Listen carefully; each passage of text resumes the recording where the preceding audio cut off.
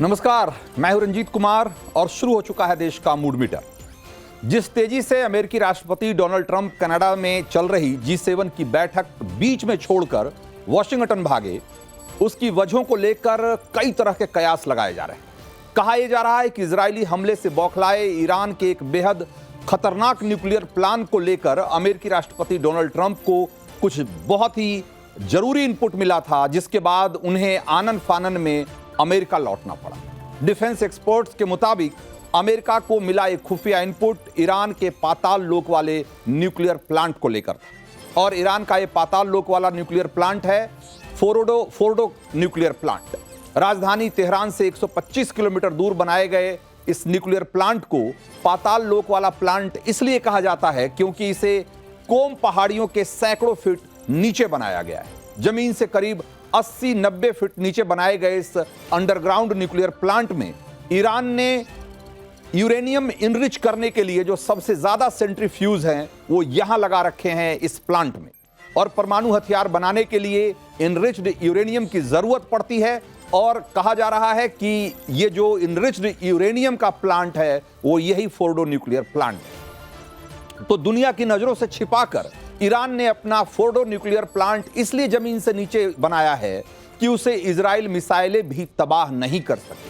अब सवाल है कि जिस अंडरग्राउंड न्यूक्लियर प्लांट को इजराइल नुकसान नहीं पहुंचा सकता, उसे अमेरिका कैसे मिट्टी में मिला सकता है? तो इसका जवाब है अमेरिका के B-2 बॉम्बर, जिसमें बेहद घातक MOP यानी कि मैसिव ऑर्डिनेंस पेनिट्रेटर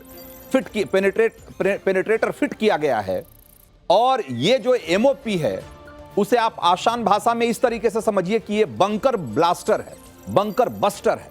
यानी कि जमीन के नीचे चाहे सैकड़ों फीट नीचे भी अगर बंकर्स क्यों नहीं हो, वो उसको तबाह करने के लिए बिल्कुल सक्षम है। और एक करीब 13,600 किलोग्राम से ज्यादा वजनी भारी भरकम वाले बम को लेकर जाता है, जो जमीन में बहुत गहराई तक जाकर जो भी बंकर, जो बड़े बंकर्स होते हैं, उनको एक झटके में तबाह कर देता है।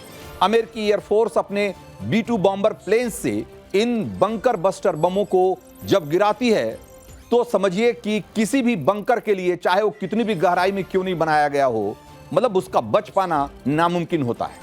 अचानक ट्रंप के कनाडा से अमेरिका लौटने के बीच अमेरिका में इजरायल के राजदूत H.L. लिटर का एक बयान इस तरफ इशारा करता है कि अमेरिका और इजरायल मिलकर ईरान के इस न्यूक्लियर प्लांट पर एक्शन की तैयारी में। राजदूत H.L. लिटर ने दावा किया है कि सिर्फ अमेरिका ही वो ताकत रखता है जो हवा में बम गिराकर ईरानी न्यूक्लियर प्लांट को तबाह कर दे। और दूसरी तरफ कनाडा जाने से पहले से लेकर कनाडा से अमेरिका लौटने तक अमेरिकी राष्ट्रपति डोनाल्ड ट्रंप ने एक ही रट लगा रखी है कि ईरान के पास न्यूक्लियर हथियार नहीं होने चाहिए, नहीं होने चाहिए, नहीं होने चाहिए। एक बार नहीं, 10-10 बार ट्रंप इस बात को दोहरा चुके हैं। ऐसे में दावा मजबूत हो रहा है कि इस बार अमेरिका स्पेशल ऑपरेशन चलाकर ईरानी न्यूक्लियर जो साइट है, जो प्लांट है, जो कि एक सीक्रेट प्लांट है, उसका इस बार काम तमाम कर दे। ईरान की तरफ से पाताल लोक वाले सीक्रेट न्यूक्लियर प्लांट को फिर से एक्टिव किए जाने की थ्योरी इसलिए भी मजबूत लगती है क्योंकि युद्ध काल में वो परमाणु परीक्षण करके इजरायल के साथ अमेरिका को एक बड़ा मैसेज देना चाहता है।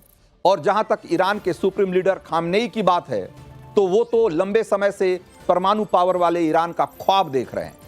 और अगर ऐसा होता है कि समूचे मिडिल ईस्ट का हिसाब किताब एक तरीके से अगर ऐसा फैसला होता है या इस तरह की कोई घटना होती है, तो समझिए कि पूरे मिडिल ईस्ट का जो इक्वेशन है वो बदल जाएगा।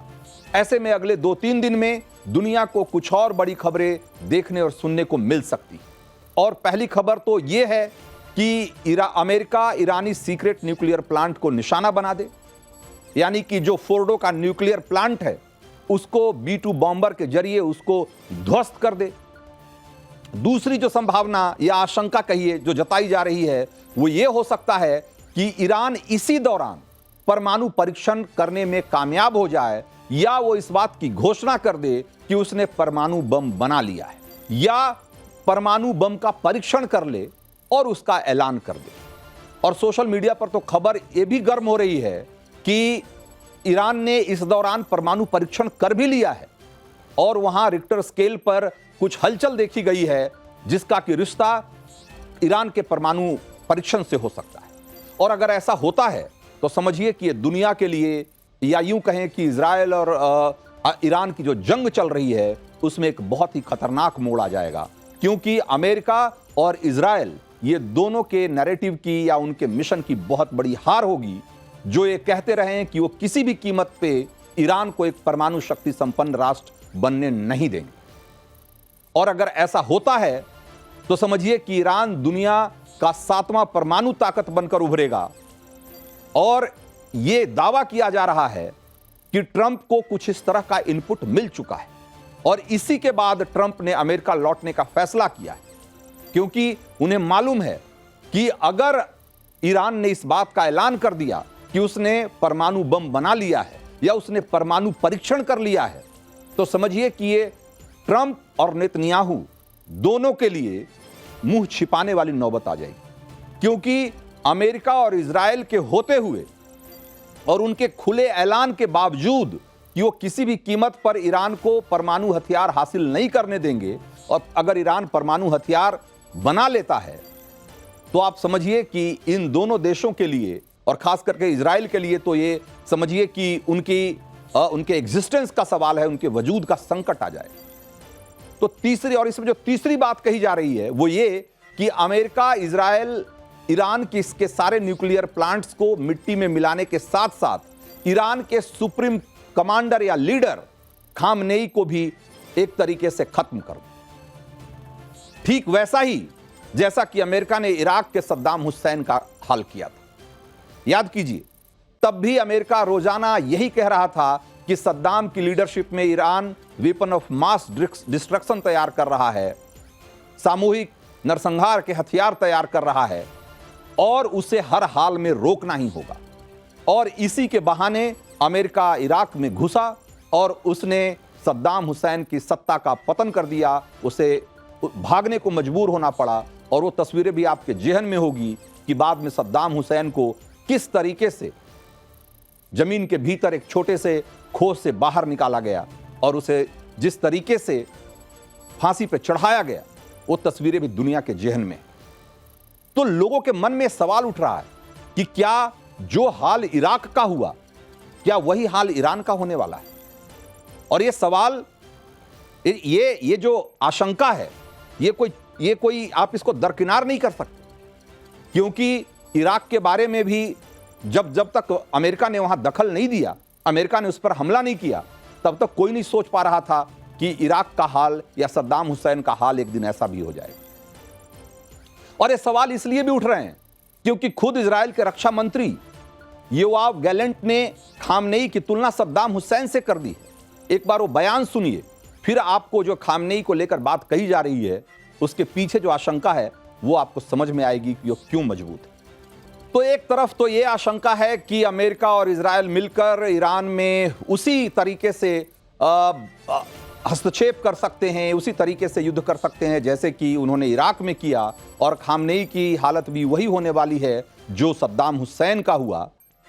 तो ये आशंका अपनी जगह है, और जिस तरीके से ट्रंप ने खुले शब्दों में एक तरीके से चेतावनी दे दी है ईरान को, तेहरान के लोगों को, वो अपने आप में बहुत भयावह है।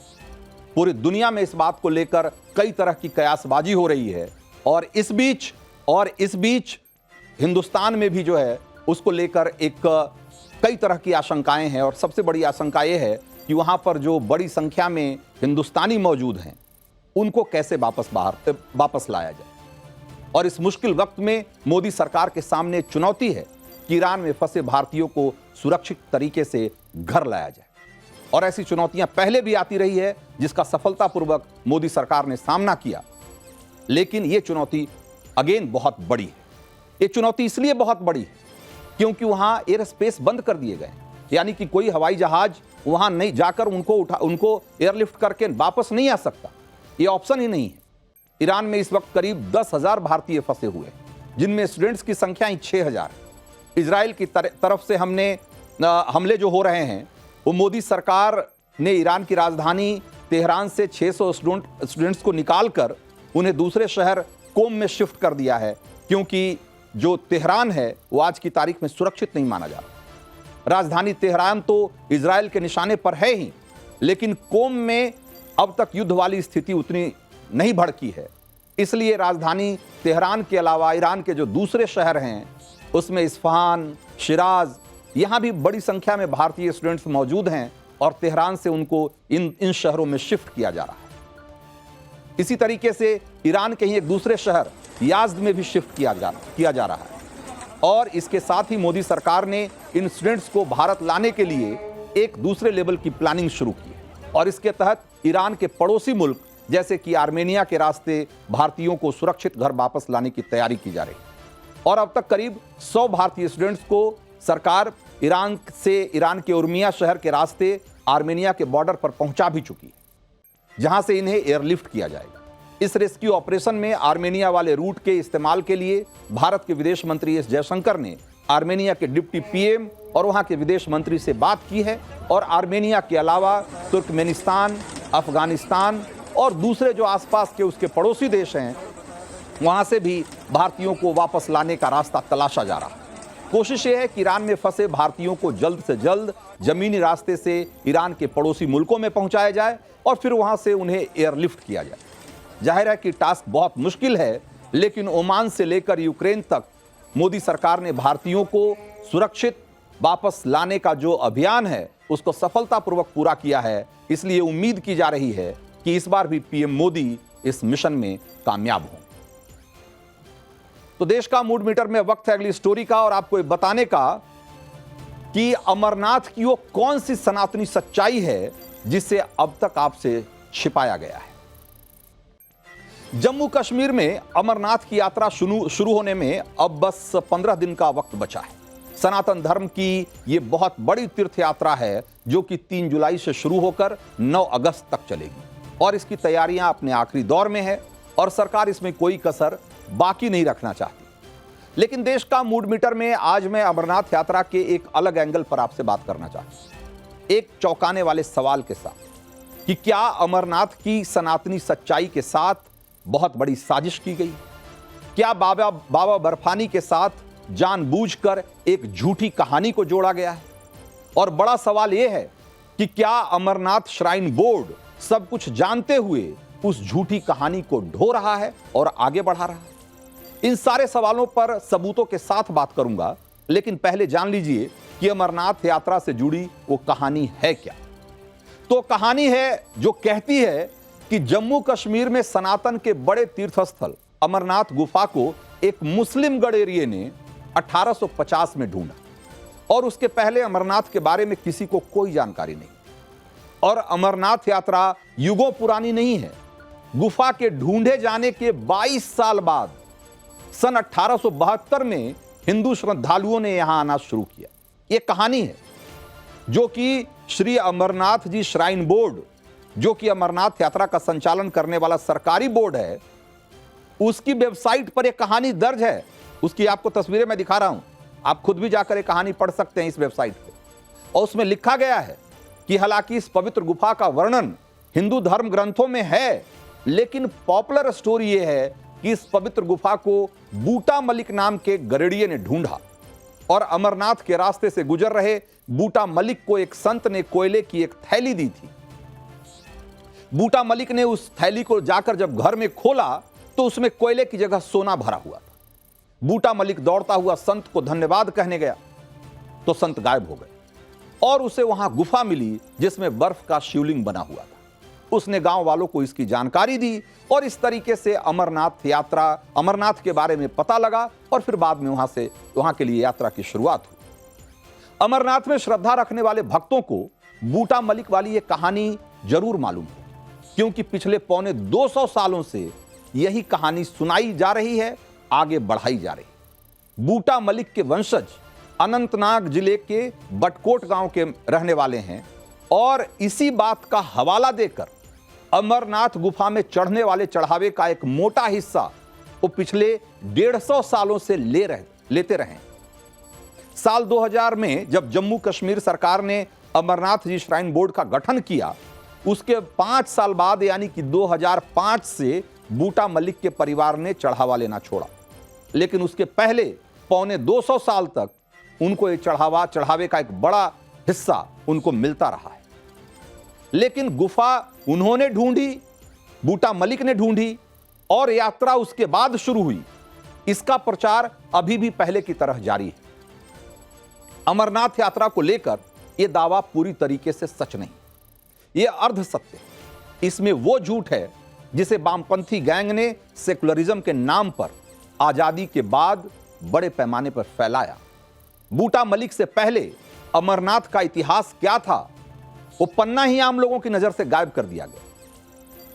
अब सवाल यह है कि क्या इसकी वजह जम्मू कश्मीर का मुस्लिम बहुल होना था, या फिर इसका मकसद वहां के हिंदू तीर्थों पर गैर हिंदुओं का कब्जा बनाए रखना था। अगर आप आज भी इस बात पर यकीन करते हैं कि बूटा मलिक की खोज के बाद यानी कि सन 1850 से पहले अमरनाथ गुफा के बारे में किसी को कुछ नहीं पता था, तो इसका जवाब अंग्रेजी यात्री गॉडफ्रे थॉमस विग्ने की एक किताब है, ट्रेवल्स इन कश्मीर। इसमें क्या लिखा है गॉडफ्रे, उसको जरा कभी पढ़िए। गॉडफ्रे शौकिया क्रिकेटर थे और इंग्लिश क्लब हैम्पशायर की तरफ से खेलते भी थे। गॉडफ्रे थॉमस विग्ने 30 साल के थे जब वो सन 1831 में इंग्लैंड से ईरान होते हुए भारत आए। फिर सन 1835 से लेकर 1838 तक उन्होंने कश्मीर, स्कर्दू, लद्दाख, साल्टोरो पास होते हुए, तब वो जब अखंड भारत था, उसके हिमालयी इलाकों की यात्रा की उन्होंने, और इस रास्ते बाल्टिस्तान तक यात्रा करने वाले वो पहले यूरोपियन थे। तो गॉडफ्रे ने अपनी किताब में अमरनाथ के बारे में क्या लिखा है, अमरनाथ के रूट के बारे में लिखा है, जिसमें शेषनाग है, पंचतरणी है, बालटाल है, अनंतनाग है। यह भी साफ साफ लिखा है कि यह रास्ता जून के आखिर में खुलता है और पहली बर्फबारी के साथ दिसंबर में बंद हो जाता है। मैं आपको गॉडफ्रे थॉमस विग्ने की उसी किताब का पेज नंबर 148 दिखा रहा हूं और इसको गौर से देखिए। इसमें 15वें पॉइंट में विग्ने ने लिखा है, क्या लिखा है, पहलगाम और उमरनाथ, गौर करिएगा, पहलगाम और उमरनाथ यहां घोड़ों के लिए कोई रास्ता नहीं है। 20 जून के आसपास खुलता है और पहली बर्फबारी के बाद बंद हो जाता है, जो आमतौर पर 10 से 20 दिसंबर का टाइम होता है। मैंने 2 बार बर्फबारी 15 के आसपास होते देखा है। यह उन्होंने अपनी किताब में लिखा है। और अब विग्ने की उसी किताब का पेज नंबर 295 देखिए। इसमें अमरनाथ रूट के बारे में क्या लिखा है उन्होंने, शेषनाग तक यह रास्ता एक तरफा है, ऊंचाई लगभग वही है जो उमरनाथ के रास्ते में है, और जो ऊंचे पहाड़ों वाला रास्ता है, चूना पत्थर की बहुतायत वाला। यह उन्होंने 295 नंबर किताब पेज पे लिखा है। अब आपने ध्यान दिया होगा कि गॉडफ्रे थॉमस विग्ने ने अपनी किताब में अमरनाथ को उमरनाथ कहा है, यानी अमरनाथ का अस्तित्व बूटा मलिक से पहले भी था, और जिस तरह अभी जून में अमरनाथ यात्रा रूट खुलता है उसी तरीके से तब भी खुला करता था। सवाल यह है कि फिर बूटा मलिक वाली कहानी क्यों फैलाई गई, तो उसका जवाब भी समझ लीजिए। इतिहास कहता है कि 1586 में कश्मीर मुगलों के कब्जे में आ गया था। अकबर ने कश्मीर को जीता और इसे अपने काबुल सूबे का हिस्सा घोषित कर दिया। अमरनाथ की यात्रा तब भी उसी तरीके से चलती थी। अकबर के दरबारी अबुल फजल की किताब आईने अकबरी किताब में लिखा है उन्होंने कि अमरनाथ गुफा में बर्फ के शिवलिंग बनता है, और इसका पूरा ब्यौरा आईने अकबरी में है।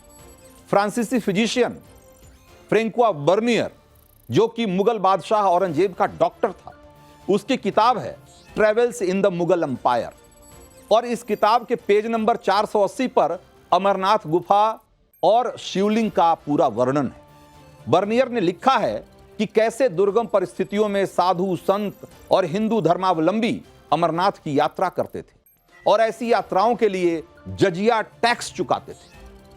हकीकत तो यह है कि अमरनाथ यात्रा मुगलिया दौर में प्रभावित हुई और औरंगजेब के दौर में लगभग बंद हो गई। जब सनातन के तीर्थों को निशाना बनाया जा रहा था, तलवार के जोर पर धर्मांतरण करवाया जा रहा था, अमरनाथ का नाम बदलकर उमरनाथ करने की कोशिश भी इसी दौरान हुई होगी। ये यात्रा फिर तब शुरू हुई जब मुगल कमजोर पड़े, उनका तख्त सिंहासन हिला, और फिर इसी के बाद सामने आई बूटा मलिक की कहानी।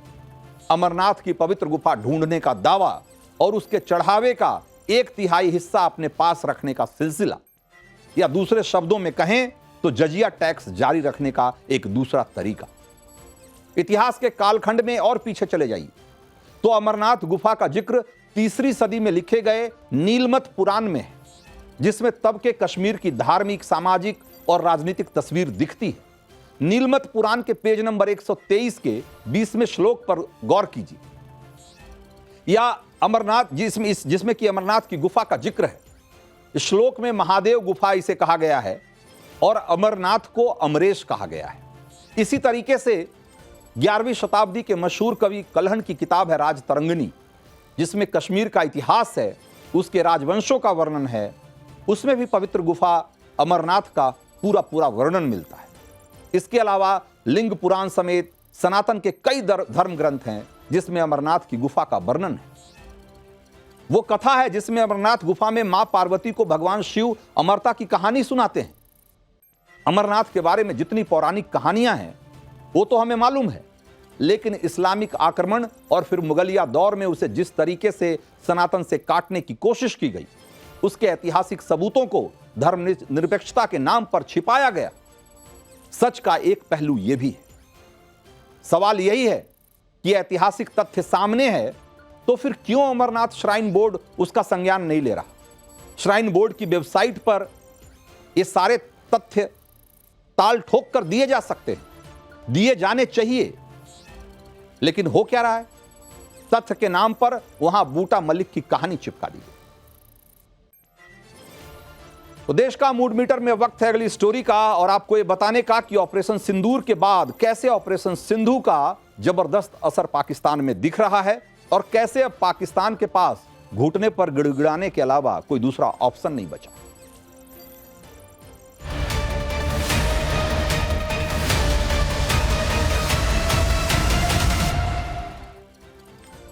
तो सिंधु जल समझौते को स्थगित किए अभी 2 महीने भी नहीं हुए हैं, लेकिन पाकिस्तान में घर घर पानी का रोना शुरू हो गया है। न बिजली, न पानी, न खेती।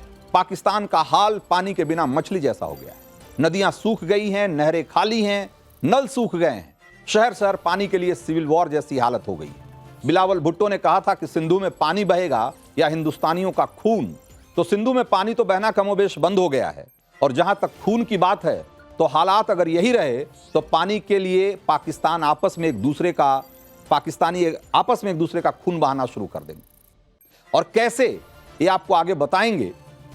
ऑपरेशन सिंदूर ने तो पाकिस्तान में आतंक की कमर तोड़ी थी, लेकिन ऑपरेशन सिंधु ने पूरे पाकिस्तान की रीढ़ तोड़ दी, जिससे पाकिस्तान में सिर्फ फसलें नहीं, नस्लें बर्बाद होने की कगार पर पहुंच गई। और अगर आपको यकीन नहीं हो रहा हो तो जरा कुछ आंकड़ों पर गौर करिए।